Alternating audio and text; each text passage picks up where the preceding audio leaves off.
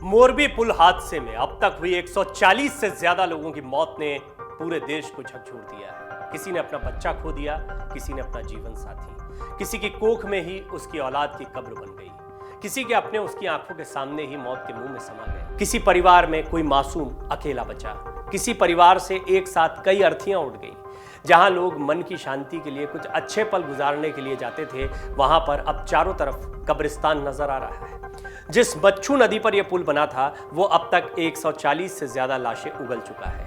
इसमें मासूम, बुजुर्ग, युवा, महिलाएं सभी शामिल हैं। आपको बता दें कि हादसे में जान गंवाने वाले लोगों की संख्या लगातार बढ़ती जा रही है। जानकारी के मुताबिक रेस्क्यू टीम ने अभी तक 175 से ज्यादा लोगों को बचा लिया है। हादसे के बाद कई लोगों ने सूझबूझ दिखाते हुए रेस्क्यू टीम के पहुंचने से पहले कई लोगों की जानें बचाई। ऐसे में एक नाम सामने आया, जिग्नेश लाल का। ये वो शख्स है जिन्होंने रेस्क्यू ऑपरेशन शुरू होने से पहले ही कम से कम 90 लोगों की जान बचा ली। इसमें ज्यादातर बच्चे और महिलाएं शामिल हैं। हालांकि अधिकारियों का कहना है कि हादसे के तीसरे दिन भी बचाव अभियान जारी है और अभी तक मृतकों का आंकड़ा सही सामने नहीं आया। ये आंकड़ा काफी बढ़ सकता है। दूसरी तरफ इस हादसे का एक सीसीटीवी फुटेज सामने आया, जिसमें पुल हिलता हुआ दिखाई दे रहा है। इस फुटेज के आने के बाद लोगों के जहन में तमाम किस्म के सवाल उठ रहे हैं। लोग जानना चाहते हैं कि आखिर ये सस्पेंशन ब्रिज होता क्या है, ये कैसे काम करता है, पारंपरिक पुलों से ये किस तरह से अलग है, इस पर कितना बोझ डाल सकते हैं और मोरबी घटना में चूक कहां हुई है। आइए इन सभी सवालों के जवाब आज हम आपको यहां पर बताते हैं। सबसे पहले जानिए सस्पेंशन या हैंगिंग ब्रिज क्या होता है। आमतौर पर सस्पेंशन या हैंगिंग ब्रिज को पानी के ऊपर बनाया जाता है। दरअसल पानी में सपोर्ट पिलर को बनाना आसान नहीं होता है। यह पिलर पानी में ट्रैफिक को भी प्रभावित करता है। ऐसे में पारंपरिक पुलों की तुलना में सस्पेंशन या हैंगिंग ब्रिज, जिसमें कोई पिलर नहीं है बीच में, इस तरह के ब्रिज बनाए जाते हैं जो पूरी तरह से अलग होते हैं। ये ओवरहेड केबल से बना होता है जो रोडवे को सपोर्ट करता है। इसे स्पैन कहा जाता है। स्पैन जितना लंबा होता है, पुल उतना ही लटकेगा।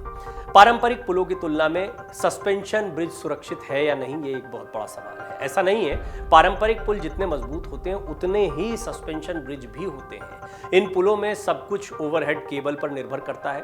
पारंपरिक पुल बनाने में जितना समय और लागत लगती है, उससे बहुत कम में सस्पेंशन ब्रिज तैयार हो जाते हैं। इसलिए ब्रिज एक बेहतर विकल्प के तौर पर देखा जाता है और कई जगहों पर इस तरह के सस्पेंशन ब्रिज आज भी हैं। अगर यह पुल सुरक्षित है तो मोरबी हादसा कैसे हुआ, बड़ा सवाल है। इसके लिए हमें हर चीज की भार क्षमता को समझना होगा। पुल हो या कुछ और, उसकी अपनी क्षमता होती है, कितना वजन उठा पाएगा। जहां तक मोरबी हादसे की बात है तो उसके 3 से 4 कारण हो सकते हैं।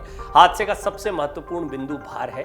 जब बहुत से लोग एक जगह पर इकट्ठा होते हैं तो ये स्पैन पर दबाव डालते हैं। दूसरा कारण दोलन या कंपन है। और आसान शब्दों में कहें तो जब कोई पुल हिलता है या उस पर कोई कूदता है, तब केबलों पर दबाव ज्यादा बढ़ जाता है, जिससे वो टूट सकते हैं। हादसे का तीसरा कारण हो सकता है, भले ही पुल मजबूत स्टील की केबल से बना हो, लेकिन उसकी एक क्षमता होती है। मोरबी पुल हादसे में पुल पर क्षमता से अधिक भार था। सस्पेंशन ब्रिज की भार क्षमता का निर्धारण कैसे होता है, ये भी समझ लीजिए। ये पूरी तरह से स्पैन की लंबाई पर निर्भर करता है, कितना लंबा है, जिनका इस्तेमाल रोडवे के लिए किया जाता है। सस्पेंशन केबल की लोड क्षमता को एक हद तक बढ़ाया जा सकता है, लेकिन इसकी पूरी तरह से मरम्मत किए जाने के बाद। आसान शब्दों में कहें तो क्षमता बढ़ाने के लिए पुल के डिजाइन में बदलाव करने की आवश्यकता होती है। जानकारी के मुताबिक पुल का जीर्णोद्धार करने वाले जिंदल ग्रुप ने इस ब्रिज के लिए 25 साल की गारंटी दी थी, लेकिन कंपनी ने ब्रिज पर एक साथ 100 से अधिक लोगों को न चढ़ने देने की इजाजत देने की बात भी कही थी। वहीं हादसे के वक्त 400 से 500 लोग पुल पर मौजूद थे। हालांकि अभी ब्रिज का फिटनेस सर्टिफिकेट और सरकार की 3 एजेंसियों के द्वारा जांच होना बाकी था, लेकिन इससे पहले ही ये बड़ा हादसा हो गया। बड़ी बात है, कुछ सवाल खड़े होते हैं। पुल पर ज्यादा लोगों को जाने की इजाजत क्यों दी गई? क्या पुल पर चंदे गार्ड्स या वहां पर बैठा जूनियर स्टाफ ही इसके लिए जिम्मेदार है? उन लोगों का क्या जो कंपनी चलाते हैं, इस तरह के मेंटेनेंस का ठेका लेते हैं, उनको बड़ा पैसा इसके लिए मिलता है? क्या मेंटेनेंस के जो सर्टिफिकेट्स दिए गए थे वो सही है?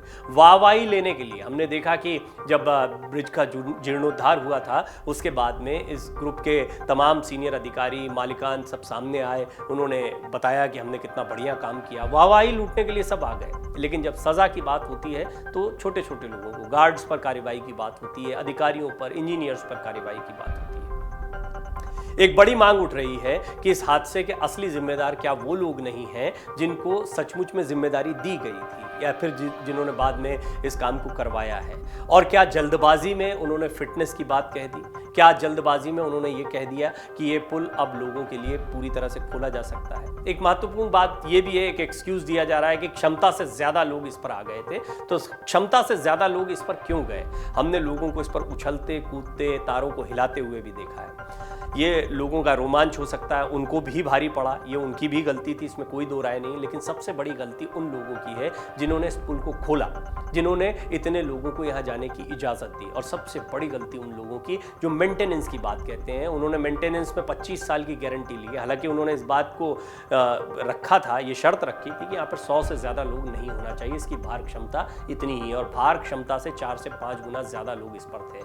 इसके बावजूद ये एक बहुत ही खतरनाक स्थिति है। सोचकर आज भी रोंगटे खड़े हो जाते हैं। तस्वीरें देखकर कोई भी दहल सकता है कि किस तरह से पुल पर जब लोगों की ज़बरदस्त भीड़ देखने को मिली, लोग उछल कूद कर रहे थे और उसके बाद एकदम से ये पुल गिर गया। कितने मासूमों की जान चली गई, कितने महिलाएं, कितने बच्चे इस हादसे का शिकार हो गए।